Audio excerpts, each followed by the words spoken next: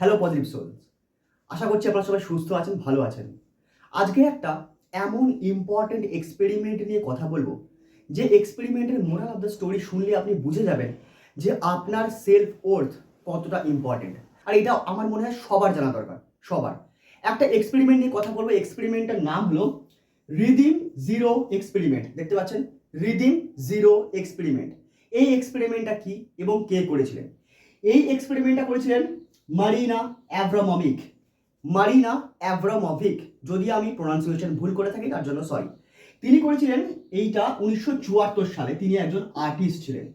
তিনি জানতে চেয়েছিলেন যে মানুষের মনে অ্যাকচুয়ালি কী চলে, আর মানুষ কতটা এগোতে পারে, কতটা নিজের লিমিটকে ক্রস করতে পারে। এই এক্সপেরিমেন্ট তারই উপরে। এবারে দেখুন তিনি কি করেছেন। তিনি যে এক্সপেরিমেন্টটা করেছিলেন সেটা হলো, তিনি পাবলিক প্লেসে গেছিলেন, পাবলিক প্লেস। আর সেখানে গিয়ে তিনি একটা চেয়ার টেবিলে তিনি বসেন। টেবিলটা বেশ বড় ছিল, ঠিক আছে। এবারে তার কারণ কি টেবিলটা বড় থাকার কারণ, সেখানে 72টা অবজেক্ট ছিল, মানে 72টা বিভিন্ন রকমের জিনিস ছিল। তার মধ্যে কি ছিল জানেন তো? তার মধ্যে লিপস্টিক ছিল, তার মধ্যে ফুল ছিল, ইভেন তার মধ্যে চাকু ছিল, তার মধ্যে বন্দুকও ছিল বা গান ছিল। কিন্তু তিনি এই জিনিসগুলো ওখানে কেন রেখেছিলেন? কি এক্সপেরিমেন্ট তিনি করতে চেয়েছেন? তিনি মানুষের মন থেকে কি বার করতে চেয়েছিলেন? মানুষের মনের গভীরে তিনি ঢুকতে চেয়েছেন। আর শুনুন সেটা কিভাবে। যখন তিনি একটা নোটিশ বোর্ড লাগান এবং নোটিশ বোর্ডে এটা লেখা রয়েছে যে 72টা অবজেক্টের সঙ্গে আমিও একটা অবজেক্টের মতন ব্যবহার করব ফর দ্য নেক্সট 6 আওয়ার্স, মানে পরে 6 ঘন্টা অবধি আমিও একটা অবজেক্ট। আর যতগুলো অবজেক্ট এখানে রাখা হয়েছে সেই অবজেক্ট আপনি আমার উপরে ইউজ করতে পারেন এবং আমি কোনো রিয়্যাক্ট করব না। এইটা হলো সব থেকে বড় কথা। প্রথমে কিছু মানুষ যখন ওনার সামনে গেলেন, প্রথমে না তিনি দেখছিলেন যে মানুষ কি করতে চায়, আর কিছু মানুষটা কনফিউজ ছিল। তিনি কি সত্যিই রিয়্যাক্ট করবেন না? কেউ গেলেন, তাকে ফুল দিলেন, কেউ তাকে লিপস্টিক পরালেন। তো এরকমভাবে চলছিল। তা প্রথম 2 ঘন্টা না, ফার্স্ট টু আওয়ার্স খুব সুন্দরভাবে কেটেছে, খুব সুন্দরভাবে, ঠিক আছে, কোনো অসুবিধা হয়নি। আর মানুষে এবার দেখতে পাচ্ছে, বুঝতে পারছে যে এই মহিলা কোনো রিয়্যাক্ট করছে না। একদমই তাই, মানে সেও একটা অবজেক্টের মতন।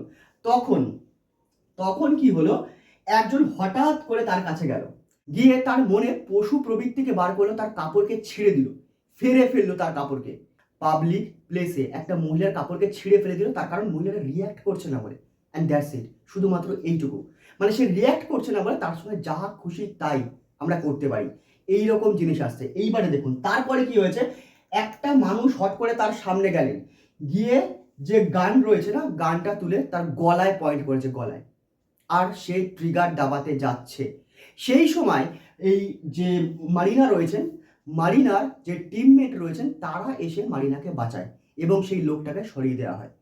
তার মানে আপনি বুঝতে পারছেন যে মানুষ কোথায় যেতে পারে, মানুষ কোথায় নামতে পারে। কিন্তু কখন এই জিনিসগুলো আপনার সঙ্গে হবে? যখন আপনি কোনো রিয়্যাক্ট করবেন না, যখন যে যা খুশি চাইছে আপনার সঙ্গে করে যাচ্ছে, এরকম পরিস্থিতিতে আপনি কিছু বলবেন না কাউকে, তখন এই জিনিসটা হচ্ছে। Actually moral of the story কি জানেন তো? যদি আপনি নিজের জন্য কোনো সঠিক বাউন্ডারিজ ক্রিয়েট না করেন, যে কেউ আপনার সঙ্গে এসে যা খুশি তাই করতে পারে। আর এই পশু প্রবৃত্তি আমাদের মধ্যেই রয়েছে। নাহলে আপনি বুঝুন, একটা পাবলিক প্লেসে একটা মহিলার কাপড় ছিঁড়ে দেওয়া, চাকু নিয়ে তার দিকে এগিয়ে যাওয়া, তার গলায় গান পয়েন্ট করা এবং ট্রিগার দাবাতে যাওয়া, এগুলো কি ইয়ার্কি? এগুলো কি ছোটোখাটো বিষয়? না, এগুলো কোনো ছোটোখাটো বিষয় না। তাহলে আমাদের মধ্যে না এই পশু প্রবৃত্তি সবসময় রয়েছে।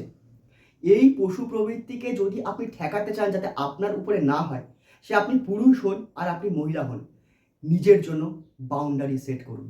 এটা খুবই ইম্পর্টেন্ট। তবে মনে রাখবেন, সেই বাউন্ডারি যেন আপনার জন্য হেলদি হয়। Thank you very much. Thank you ভিডিওটা সম্পূর্ণ দেখার জন্য।